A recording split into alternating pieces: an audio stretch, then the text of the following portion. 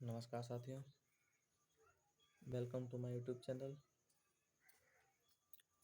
कल मैंने कहाँ तक बात की थी, यहाँ तक मैंने बात कल की थी दफ्तरों के निर्माण में लागत उठा सकते, यानी कि कैसे वो लोग भारत से पैसा कमा के और अपनी फौजों को मजबूत करते थे, अपने किलों को मजबूत करते थे तथा अपना व्यापार कैसे चलाते थे। अब इसके आगे हम बात करेंगे कंपनी के अफसर नवाब बन बैठे। हेडिंग है कंपनी के अफसर नवाब बन बैठे। जो कंपनी के अफसर थे वो नवाब बने। भाई ऊपर उन्होंने एक बात कही थी, एक ऐलान किया था कि अब वो नवाब खुद बनेंगे। कब? जब उन्होंने कठपुतली उन्हें बनाई, लेकिन वो कठपुतली उनके इशारे पर नहीं चली। कौन कौन थे? मीर कासिम और मीर जाफर। वो उनके इशारे पर नहीं चले। उसके बाद उन्होंने ऐलान किया कि अब वो नवाब खुद बनेंगे। उसके बाद कंपनी के अफसर नवाब बने। नवाब बनने का क्या मतलब था? क्या एक मतलब तो यही था कि कंपनी के पास अब सत्ता की ताकत है। देखिए, नवाब बनना कोई ज़रूरी था उनके लिए, या फिर उसका मतलब क्या था, हम इसके बारे में बात करेंगे। इसका एक मतलब तो यही था कि कंपनी के पास अब सत्ता और ताकत थी। कंपनी के बाद देखिए, जब सत्ता होगी जिसके पास, अब वो नवाब बने वहाँ के, तभी उनके हाथ में सत्ता होगी। और कंपनी को उस सत्ता की ज़रूरत थी। क्यों? क्योंकि कंपनी उन्हें लगान देना नहीं चाहती थी, उन्हें कर देना नहीं चाहती थी। लेकिन इसके कुछ फ़ायदे और भी थे। कंपनी का हर कर्मचारी नवाबों की तरह जीने का ख्वाब देखने लगा था। देखिए, इसका एक और कारण था, कंपनी का हर कर्मचारी नवाबों की तरह जीने का ख्वाब देखने लगा था। जो कंपनी के छोटे कर्मचारी थे वो भी नवाबों की तरह जीने के ख्वाब देखने लगे थे। प्लासी के युद्ध के बाद बंगाल के असली नवाबों को इस बात के लिए बाध्य कर दिया गया। किसके युद्ध के बाद? प्लासी के युद्ध के बाद बंगाल के असली नवाबों को इस बात के लिए बाध्य कर दिया गया कि वे कंपनी के अफसरों को निजी तोहफे के तौर पर जमीन और बहुत सारा पैसा दें।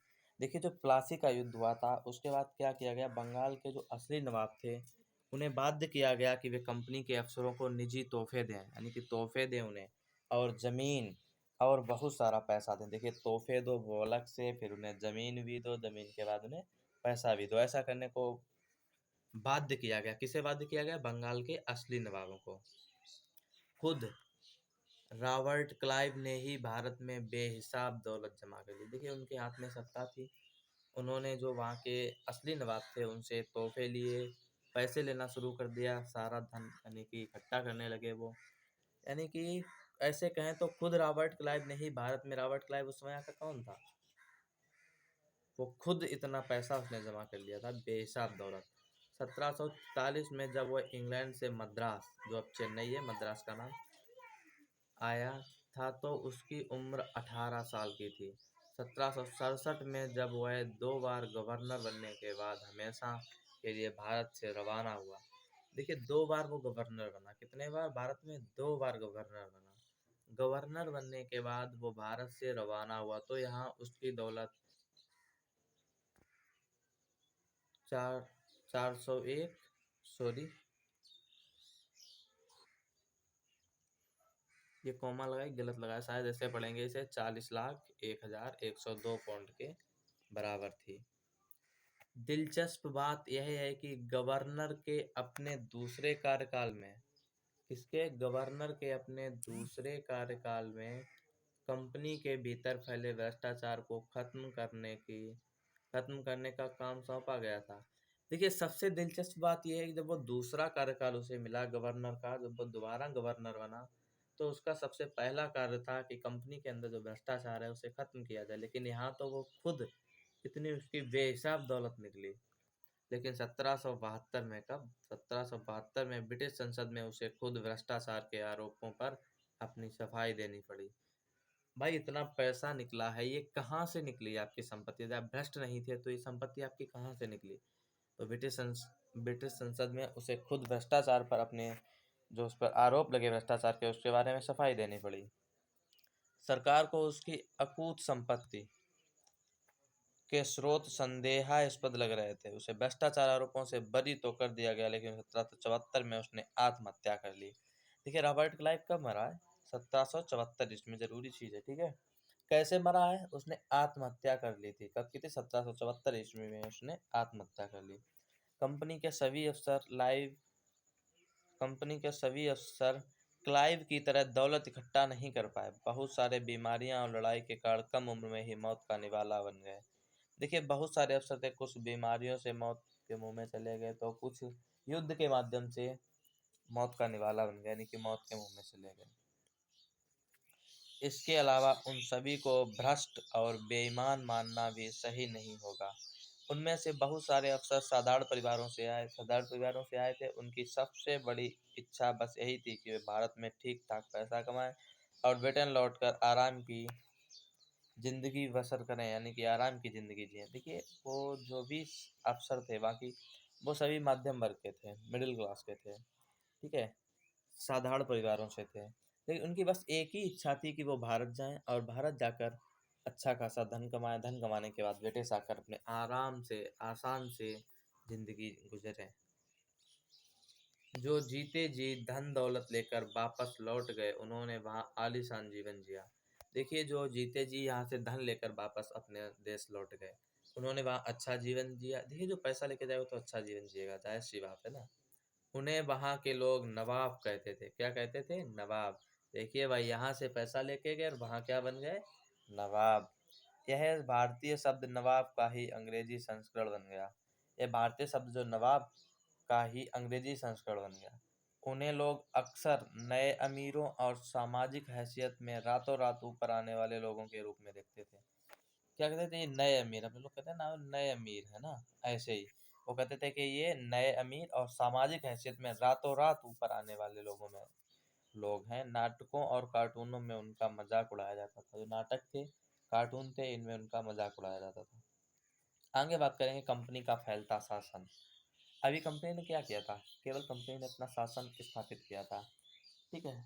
वो भी कहाँ? बंगाल में। बंगाल में नवाब बने थे ना अफसर इनके। अब इनका शासन कैसे फैलता है इसके बारे में बात करेंगे।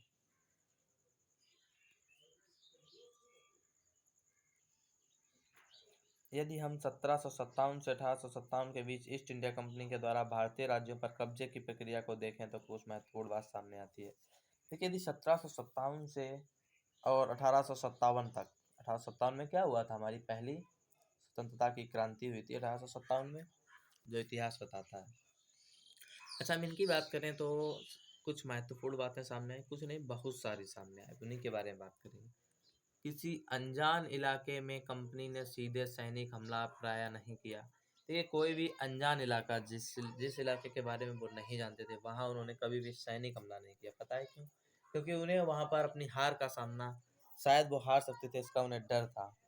इसके बाद हम बात करेंगे, उसने किसी भी भारतीय रियासत का अधिग्रहण करने से पहले विभिन्न राजनीतिक, आर्थिक और कूटनीतिक साधनों का इस्तेमाल किया। उसने क्या किया था? किसी भी भारतीय रियासत को अधिग्रहण किया तो उससे पहले राजनीतिक, आर्थिक और कूटनीतिक साधनों का इस्तेमाल किया। राजनीतिक जो साधन थे उनका इस्तेमाल किया, कूटनीतिक थे उनका इस्तेमाल किया। बक्सर की लड़ाई कब हुई थी? 1764 में। बक्सर की लड़ाई के बाद कंपनी ने भारतीय रियासतों में रेजिडेंट तैनात कर दिए। ये कंपनी के राजनीतिक या व्यावसायिक प्रतिनिधि होते थे। उनका काम कंपनी के हितों की रक्षा करना और उन्हें आगे बढ़ाना था। देखिए इन्होंने क्या किया था? भारतीय रियासतें थीं, उनमें अपने सैनिक तैनात किए थे। अच्छा उनका काम क्या था? अपने लोग तैनात किए, उनका काम क्या था? उनका सिर्फ यही काम था कि वो राजनीतिक या व्यावसायिक प्रतिनिधि होते थे। राजनीतिक थे या व्यवसायी, जाहिर सी बात है वो यहाँ व्यवसाय करने आए हैं।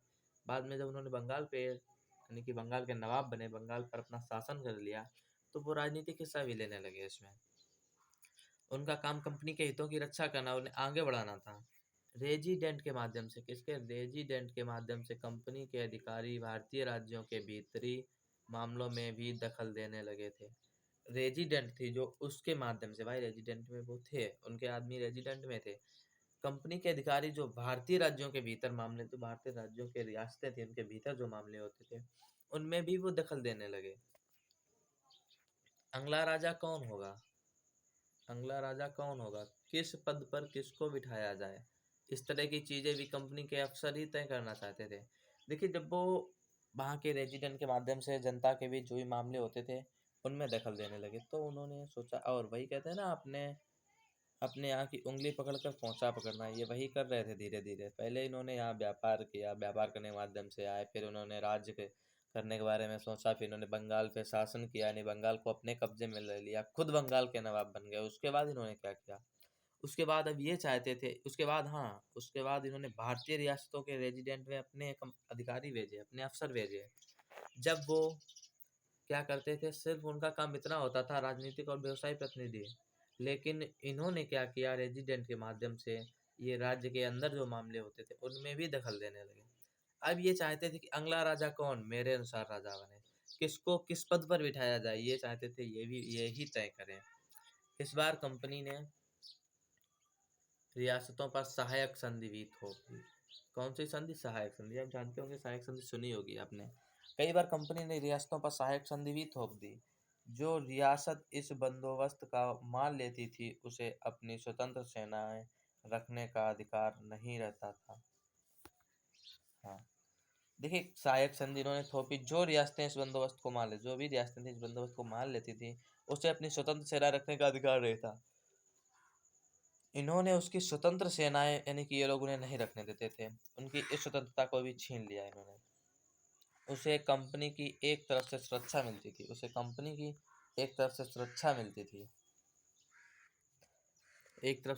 मिलती थी, और सहायक सेना, क्या चीज? और सहायक सेना के रख रखाव के लिए वह कंपनी को पैसा देती थी। जो सहायक सेना होती थी उसके रख रखाव के लिए क्या करते थे ये लोग, कंपनी को पैसा देते थे। अगर भारतीय शासक रकम अदा करने में चूक जाते थे, यदि भारतीय शासक जो थे वो पैसा देने में चूक जाते थे, तो जुर्माने के तौर पर उनका इलाका कंपनी अपने कब्जे में ले लेती थी। देखिए क्या करते थे ये लोग, जैसे सहायक सेना थी उसके रख रखाव के लिए कंपनी को ये राजा पैसा देते थे। यदि ये उसे रकम देने में चूक जाते थे या देरी करते थे या जो कुछ भी यदि मना करते थे, तो वो क्या करते थे, तो वो कुछ इलाका, उनका इलाका कंपनी अपने कब्जे में ले लेती थी। कौन सी कंपनी? ईस्ट इंडिया कंपनी उनका इलाके को अपने कब्जे में ले लेती थी। उदाहरण के लिए, जब रिचर्ड बेलेजली गवर्नर जनरल था, कब थे? 1798 से 1805 तक। उस समय अवध का नवाब, किसका नवाब? उस समय अवध का नवाब 1801 में अपना आधा इलाका कंपनी को सौंपने के लिए मजबूर किया गया, क्योंकि नवाब सहायक सेना के लिए पैसा अदा करने में चूक गए थे। आ गई बात सामने। जब रिचर्ड वेलेजली यहाँ के गवर्नर जनरल थे, तो उस समय अवध के जो नवाब थे 1801 में अपना आधा इलाका कंपनी को सौंपने के लिए मजबूर किया गया, उन्हें कंपनी को सौंपने के लिए मजबूर किया गया। क्यों? क्योंकि जो सहायक सेना थी उसके रख रखाव के लिए जो नवाब पैसा देते थे, वो पैसा देने में वो चूक गए थे। इसी आधार पर हैदराबाद के भी कई इलाके छीन लिए गए। हैदराबाद है जो, उसके भी कई इलाके छीन लिए गए। किस पे? सिर्फ इसी कार्य के लिए कि वो पैसा देने में उन्होंने देरी कर दी। ओके, हम थोड़ी यहाँ पे अलग से दिया है, इस पे बात कर लेते हैं। स्रोत और रेजिडेंट की ताकत क्या होती है, जो रेजिडेंट में इन्होंने अपने अधिकारी बिठाए थे उनकी ताकत क्या होती है।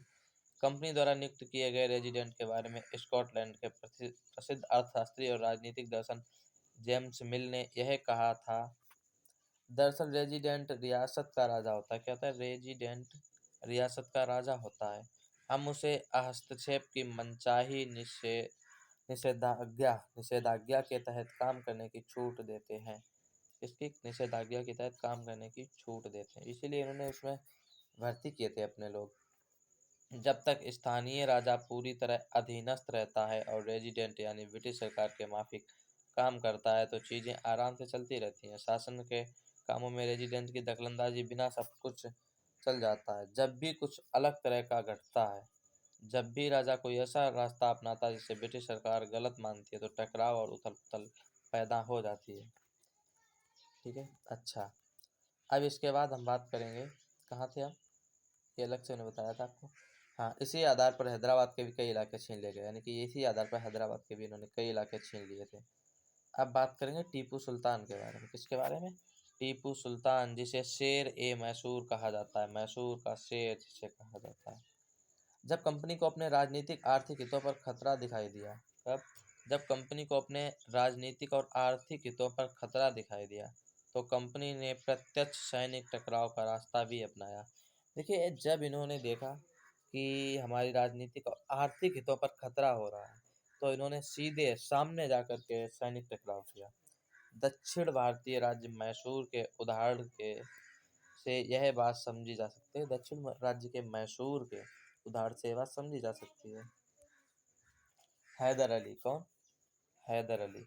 शासनकाल 1761 से 1782 और उनके विख्यात पुत्र टीपू सुल्तान शासनकाल 1782 से 1799 जैसे शक्तिशाली शासकों के नेतृत्व में मैसूर काफी ताकतवर हो चुका था। देखिए हैदर अली जो थे उनका शासनकाल था 1761 से 1782 तक उन्होंने शासन किया। और उनके विख्यात पुत्र टीपू सुल्तान क्या कहते हैं इसे? शेरे मैसूर। इसका शासनकाल 1782 से 1799 जैसे शक्तिशाली शासकों के नेतृत्व में मैसूर काफी ताकतवर हो चुका था। ये यहाँ के शासक थे। मैसूर काफी ताकतवर हो चुका था। मालाबार तट पर होने वाला व्यापार मैसूर रियासत के नियंत्रण में था, जहाँ से कंपनी काली मिर्च और इलायची खरीदती थी। देखिए कंपनी क्या करती थी, जो मालाबार तट है इस पर व्यापार करती थी। यहाँ शासन किसका था? मैसूर का। मैसूर के नियंत्रण में था ये, जहाँ से कंपनी काली सर ये लोग क्या खरीदते थे यहाँ से? काली मिर्च और इलायची। 1785 में टीपू सुल्तान ने अपनी रियासत में पड़ने वाले बंदरगाहों से चंदन की लकड़ी, काली मिर्च और इलायची का निर्यात रोक दिया। ये 1785 में टीपू सुल्तान ने क्या किया? जो भी इनके नेतृत्व में, जो भी इनके नियंत्रण में इलाके थे, जो भी इनके नियंत्रण में बंदरगाह थे, उस पे इन्होंने चंदन की लकड़ी, काली मिर्च और इलायची को रोक दिया। जबकि मालाबार तट इन्हीं के नियंत्रण में था, तो वहां भी इन्होंने रोक दिया इलायची, काली मिर्च और लकड़ी, चंदन की लकड़ी। लेकिन ब्रिटिश कंपनी जो थी वो क्या करती थी? वो यहाँ से काली मिर्च और इलायची खरीदती थी, जो कि इन्होंने रोक दी थी। सुल्तान ने स्थानीय सौदागरों को भी कंपनी के साथ कारोबार करने से रोक दिया। जो स्थानीय सौदागर थे वो कंपनी के साथ कारोबार करते थे, यानी कंपनी के साथ बेचते थे, खरीदते थे, यानी कि माल उन्हें बेचते थे कंपनी को। तो टीपू सुल्तान ने उस पर रोक लगा दी। टीपू सुल्तान ने भारत में रहने वाले फ्रांसीसी व्यापारियों से घनिष्ठ संबंध विकसित किए। टीपू सुल्तान ने क्या किया? जो व्यापारी थे, फ्रांसीसी व्यापारी थे, वो भारत में रहते थे, उनसे घनिष्ठ संबंध विकसित किए, उनसे साथ अच्छे संबंध बनाए और उनकी मदद से अपनी सेना का आधुनिकीकरण किया। और उन्हीं की मदद से अपनी सेना का आधुनिकीकरण किया, नहीं अपनी सेना को आधुनिक बनाया। फ्रांसीसी सैनिकों की सहायता से टीपू सुल्तान ने फ्रांसीसी जो उनके व्यापारी थे उनकी सहायता से इन्होंने अपनी सेना का आधुनिकीकरण किया। सुल्तान के इन कदमों से अंग्रेज आग बबूला हो गए। कैसे हो गए? सुल्तान के इन कदमों से अंग्रेज आग बबूला हो गए। उन्हें हैदर अली और टीपू सुल्तान बहुत महत्वाकांक्षी, घमंडी और खतरनाक दिखाई देते थे। देखिए जब उन्होंने अपनी सेना का आधुनिकीकरण किया तो अंग्रेज आग बबूला हो गए। नहीं, अंग्रेजों को गुस्सा आया कि आज नहीं तो कल ही हमारे खिलाफ टकराएगा और हमें इसके सामने हार का मुंह देखना पड़ेगा। उन्हें हैदर अली और टीपू सुल्तान बहुत महत्वाकांक्षी, घमंडी और खतरनाक दिखाई देते। उन्हें लगता था कि हमारे लिए खतरा बन सकते हैं आगे। अंग्रेजों को लगता था कि ऐसे राजाओं को नियंत्रित करना और कुचलना जरूरी है। अंग्रेज जानते थे कि ऐसे राजाओं को यदि ना कुचला तो आगे जाकर ये हमें राज्य नहीं करने देंगे। इसलिए मैसूर के साथ अंग्रेजों की 4 बार जंग हुई। कितने बार जंग हुई? 4 बार जंग हुई। पहली 1767 से 69, 1780 से 84, 90 से 92 और 99। श्रीरंगपट्टम की आखिरी जंग में कंपनी को सफलता मिली। देखिए श्रीरंगपट्टम की इन्होंने आखिरी जंग की, उसमें कंपनी को सफलता मिली। अपनी राजधानी की रक्षा करते हुए टीपू सुल्तान मारे गए। टीपू सुल्तान जो थे, अपनी राजधानी उनकी थी जो मैसूर के राज्य था उनका, मैसूर राज्य की रक्षा करते हुए वो मारे गए और मैसूर का राजकाज पुराने वोडियार राजवंश के हाथों में सौंप दिया गया। जो मैसूर का राजकाज था वो पुराने वोडियार राजवंश के हाथों में सौंप दिया। इसके साथ ही मैसूर पर भी सहायक संधि थोप दी। कौन सी? सहायक संधि ने क्या करना था? इन्हें सेना यदि रखनी थी, सेना स्वतंत्र नहीं रख सकते थे, सहायक सेना रखते थे। सहायक सेना में उनके अंग्रेज अधिकारी भी थे और इन्हें सेना के रख रखाव के लिए पैसा देना पड़ता था।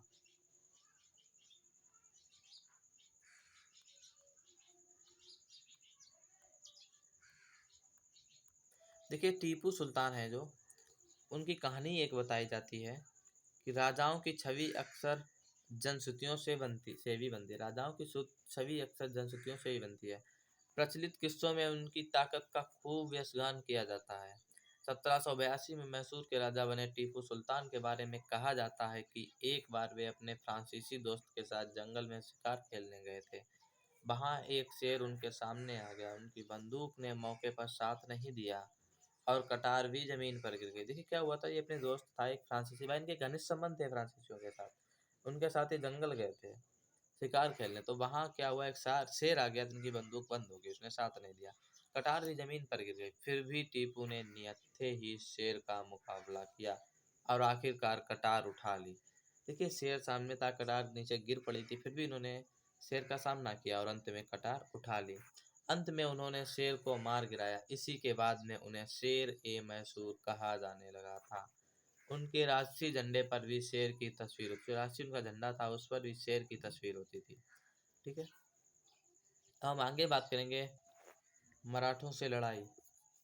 18वीं शताब्दी, देखिए अभी किससे हो रही थी, कंपनी की लड़ाई अभी मैसूर से हुई थी, है ना, टीपू सुल्तान से हुई थी, हैदर अली से हुई थी। हम इसके बाद बात करेंगे मराठों से लड़ाई कैसे हुई।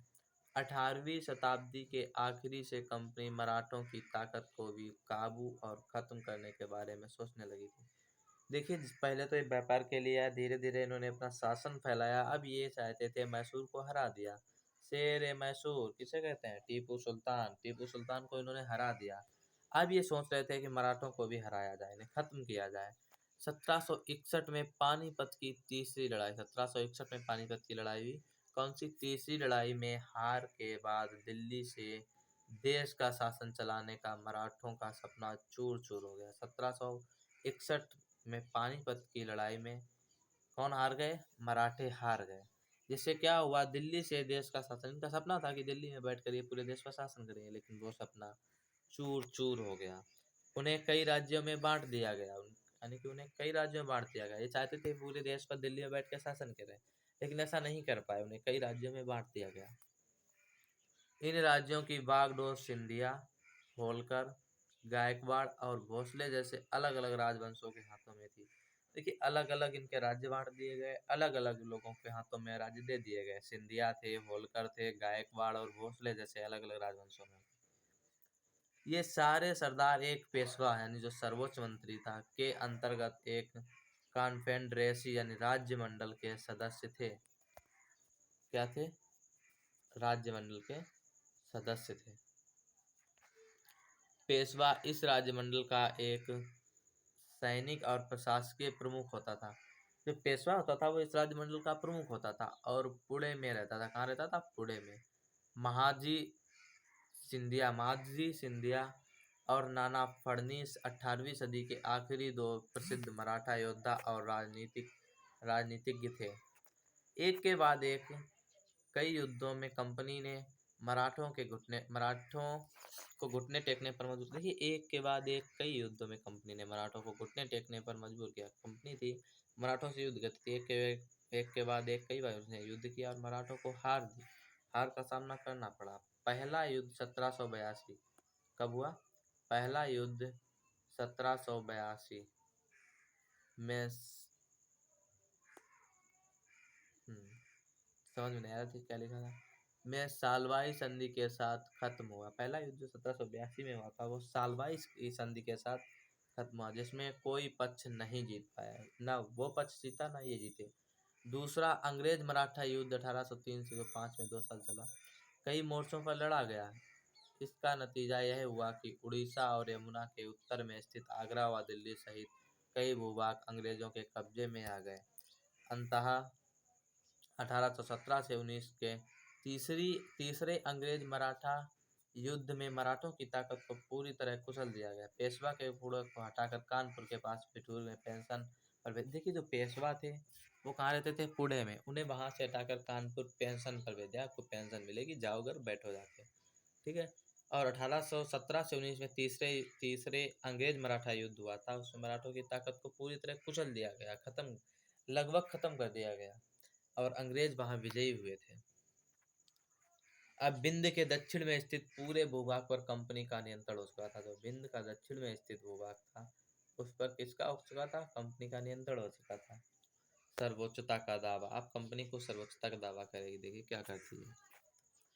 सर्वोच्चता का दावा, उपरोक्त विवरण से स्पष्ट है कि 19वीं सदी की शुरुआत से कंपनी क्षेत्रीय विस्तार की आक्रामक नीति पर चल रही थी।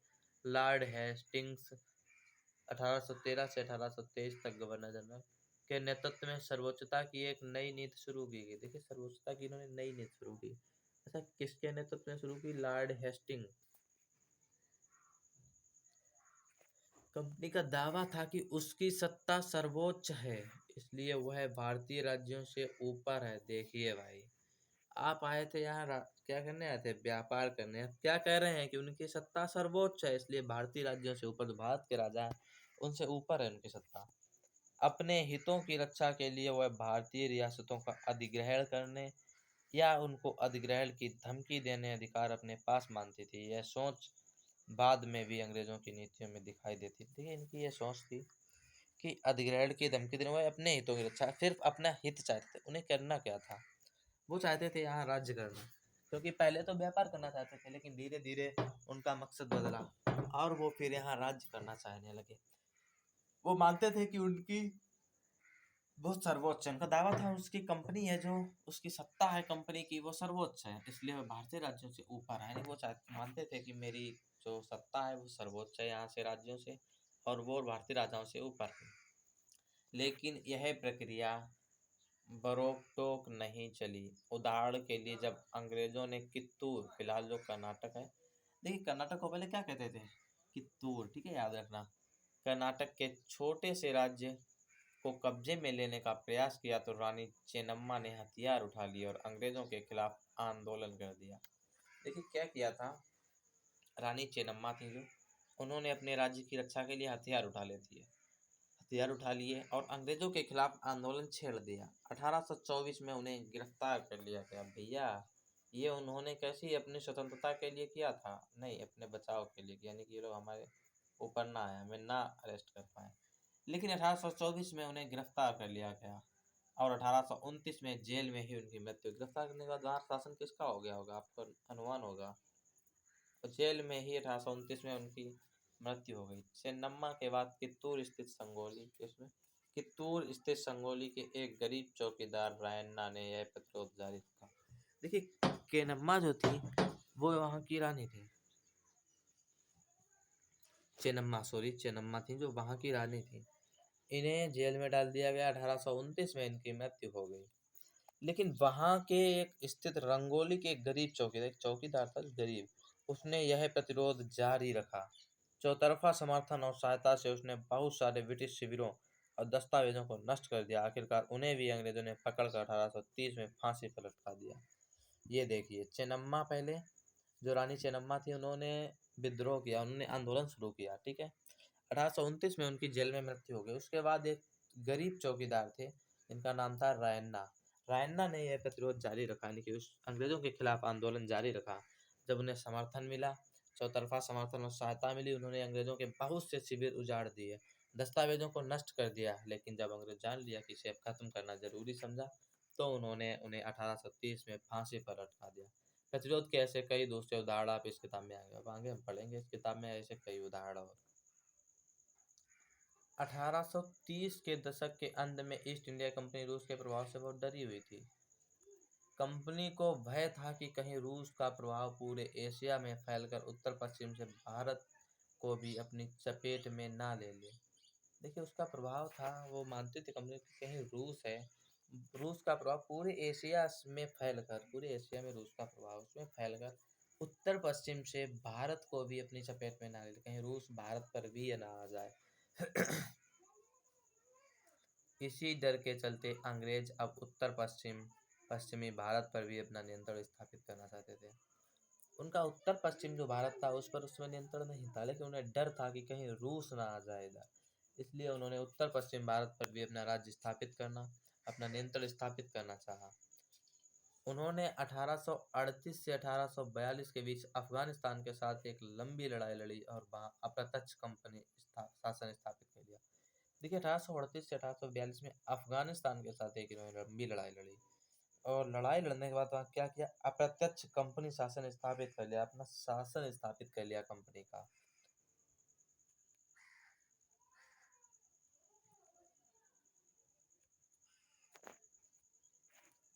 1843 में सिंध भी कब्जे में आ गया। देखिए 1838 से 42 तक अफगानिस्तान में लड़ाई लड़ी और अपना अप्रत्यक्ष शासन स्थापित किया। 1843 में सिंध को भी कब्जे में ले लिया। इसके बाद पंजाब की बारी थी। यहाँ महाराजा रणजीत सिंह ने कंपनी की दाल नहीं गलने दी। पंजाब के महाराजा थे उस समय रणजीत सिंह, उन्होंने कंपनी को यहाँ शासन नहीं करने दिया। 1839 में उनकी मृत्यु के बाद इस रियासत के साथ दो लंबी लड़ाइयाँ हुई। आखिरकार 1894 में अंग्रेजों ने पंजाब को भी अधिग्रहण कर लिया। देखिए जो यहाँ के राजा रणजीत सिंह थे महाराज, इन्होंने अंग्रेजों को यहाँ नहीं आने दिया, यहाँ शासन नहीं करने दिया। लेकिन 1839 में उनकी मृत्यु हो गई। उनकी मृत्यु के बाद दो लंबी लड़ाइयाँ हुई। ठीक है, उन लड़ाइयों के बाद 1849 में अंग्रेजों ने पंजाब को भी अपना अधिग्रहण कर लिया। फिर एक नीति अपनाई गई थी, लॉर्ड डलहौजी ने एक नीति अपनाई थी। लॉर्ड डलहौजी का यहाँ शासनकाल था उस समय। वो कौन सी नीति थी? विलय की नीति। क्या थी? विलय की नीति। विलय की नीति से इन्होंने बहुत लड़ाइयाँ लड़ी और बहुत सारे लोगों को अपने साथ लाया। अधिग्रहण के आखिरी लहर 1848 से 1856 के बीच गवर्नर जनरल बने लॉर्ड डलहौजी। 1848 से 56 के बीच गवर्नर जनरल बने थे। कौन बना था? लॉर्ड डलहौजी के शासनकाल में चली जो विलय नीति है, इनके शासनकाल में चली। लॉर्ड डलहौजी ने एक नई नीति अपनाई जिसे विलय नीति का नाम दिया गया। यह सिद्धांत इस तर्क पर आधारित था कि अगर किसी शासक की मृत्यु हो जाती है और उसका कोई पुरुष वारिस नहीं है तो उसकी रियासत हड़प कर ली जाएगी, यानी कंपनी के भूभाग का हिस्सा बने। देखिए इसका मतलब क्या था?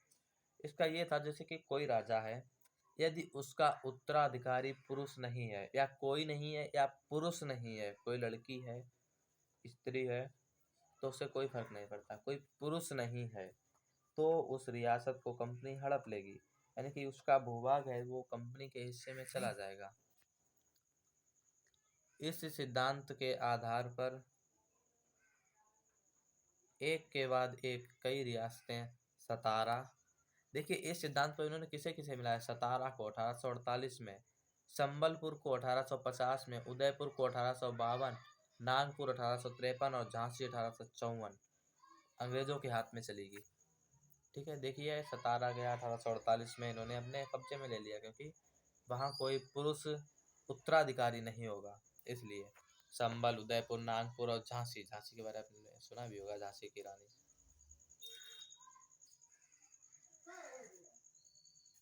अच्छा, आखिरकार 1856 में कंपनी ने अवध को भी अपने नियंत्रण में ले लिया। इसे अवध को भी अपने नियंत्रण में ले लिया। इस बार अंग्रेजों ने एक नया तर्क दिया। उन्होंने कहा कि वे अवध की जनता को नवाब के कुशासन से आज़ाद कराने के लिए कर्तव्य से बंधे हुए हैं, इसलिए वे अवध पर कब्जा करने को मजबूर हैं। अपने प्रिय नवाब को जिस तरह से गद्दी से हटाया गया उसे देखकर लोगों में गुस्सा भड़क उठा और अवध के लोग भी 1857 के महान विद्रोह में शामिल हो गए। 1857 में जो विद्रोह हुआ था वहाँ अवध के लोग भी यानी शामिल हो गए।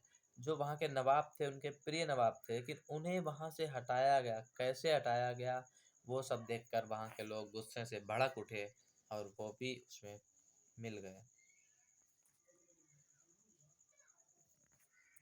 आगे देखते हैं नए शासन की स्थापना किसकी? नए शासन की स्थापना कैसे की थी उन्होंने? गवर्नर जनरल वारेन हेस्टिंग्स 1773 से 1785 उन बहुत सारे महत्वपूर्ण व्यक्तियों में से था जिन्होंने कंपनी की ताकत फैलाने में अहम भूमिका अदा की थी। वारेन हेस्टिंग के समय आते आते कंपनी न केवल बंगाल बल्कि मुंबई, मद्रास में भी सत्ता हासिल कर चुकी थी। देखिए वारेन हेस्टिंग का जब तक शासन आया तब तक कंपनी ने बंगाल, बम्बई, मद्रास में भी सत्ता हासिल कर ली। ब्रिटिश इलाके मोटे तौर पर प्रशासकीय इकाइयों में बटे हुए थे जिन्हें प्रेसिडेंसी कहा जाता था। तो ब्रिटिश इलाके थे वो प्रशासकीय इलाकों में बटे हुए थे, इन्हें क्या कहते थे? ये प्रेसिडेंसी कहा जाता था। उस समय 3 प्रेसिडेंसी थी, बंगाल, मद्रास और बम्बई। देखिए इन्होंने बंगाल पे इन्होंने शासन किया था, मद्रास पे और बम्बई पे उस समय इनका शासन था। मद्रास यानी जो वर्तमान में मद्रास ही है। हर एक का शासन गवर्नर के पास होता था। हर एक का शासन यानी कि जो भी है इन सबका शासन किसके हाथ में होता था? शासन गवर्नर के पास होता था। जैसे राज्यों का प्रधानमंत्री के पास होता है ना, वैसे ही सबसे ऊपर गवर्नर जनरल होता है। इन तीनों के ऊपर कौन होता है? Governor general. वारेन हेस्टिंग ने प्रशासनिक सुधार किए, न्याय के क्षेत्र में सुधार किए, खास तौर पर उल्लेखनीय थे। कैसे थे? खास तौर पर उल्लेखनीय। 1772 से एक नई न्याय व्यवस्था स्थापित की। इस व्यवस्था में प्रावधान किया गया कि हर जिले में 2 अदालतें होंगी। कितनी अदालतें होंगी? हर जिले में 2 अदालतें होंगी, फौजदारी अदालत और दीवानी अदालत। इन्होंने यहाँ भाई अदालत लगा दी, हर जिले में अदालत लगा दी। वो कितनी? 2-2, फौजदारी और दीवानी अदालत।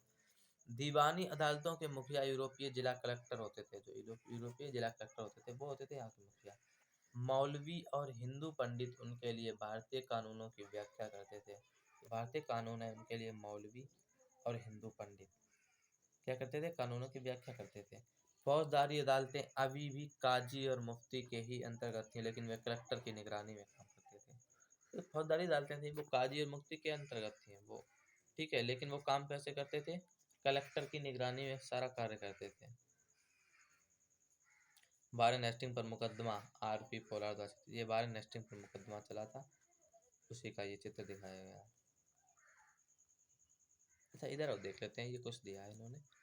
क्या दिया? काजी एक न्यायाधीश। काजी क्या होता है? एक न्यायाधीश था वहाँ का, ठीक है। जैसे अभी मैं काजी के बारे में बात की, तो कौन है काजी? काजी न्यायाधीश है, ठीक है। अच्छा, मुफ्ती मुस्लिम समुदाय का एक न्यायविद जो कानूनों की व्याख्या करता है। काजी इसी व्याख्या के आधार पर फैसले सुनाता है। जो मुफ्ती कौन होता है? मुस्लिम समुदाय का एक न्यायविद होता है जो कानूनों की व्याख्या करता है। काजी इसी के आधार पर फैसला सुनाता है। अच्छा, महाभियोग। जब इंग्लैंड के हाउस ऑफ कॉमन्स में किसी व्यक्ति के खिलाफ दुराचरण का आरोप लगाया जाता है तो हाउस ऑफ लॉर्ड्स संसद का ऊपरी सदन उस व्यक्ति के खिलाफ मुकदमा चलाता है तो उसे महाभियोग कहा जाता है, ठीक है। महाभियोग क्या होता है ये हमने आपको बता दिया है, और काजी क्या था ये भी बता दिया है, और कुछ इसमें बताया नीचे। हाँ,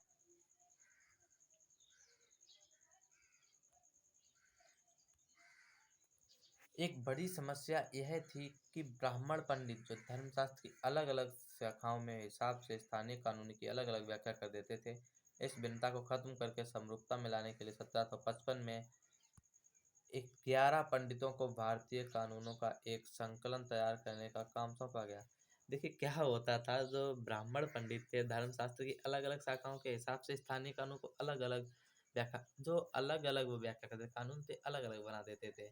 इस भिन्नता को खत्म करके इस समरूपता लाने के लिए 1775 में 11 पंडितों को भारतीय कानून का एक संकलन तैयार किया गया, करने का काम सौंपा गया। एन वी हालेड ने इस संकलन का अंग्रेजों में अनुवाद किया, अंग्रेजी में सॉरी, जो वी एन हालेड हैं अंग्रेजी में अनुवाद किया। 1778 तक यूरोपीय न्यायाधीशों के लिए मुस्लिम कानूनों की भी एक संहिता तैयार कर ली गई थी। 1773 के किसके 1773 के रेगुलेटिंग एक्ट के तहत एक नए सर्वोच्च न्यायालय की स्थापना की गई। किसके? रेगुलेटिंग एक्ट के तहत। इसके अलावा कलकत्ता में अपीलीय अदालत, सदर निजामत अदालत की भी स्थापना की गई। ठीक है, ये सब चलता है। चलो, कंपनी की फौज पे आ जाओ। कंपनी के साथ भारत में शासन और सुधार के नए विचार तो आए, लेकिन असली सत्ता सैनिकों के हाथ में थी। असली सत्ता थी सैनिकों के हाथ में थी। घुड़सवार, घोड़े पर चलने वाले प्रशिक्षित और पैदल सेना थी। इनके पास पैदल सेना थी, तीरंदाज थे, तलवारबाजी का प्रशिक्षण दिया जाता था, तीरंदाजी का दिया जाता था। सेना में सवारों का दबदबा रहता था।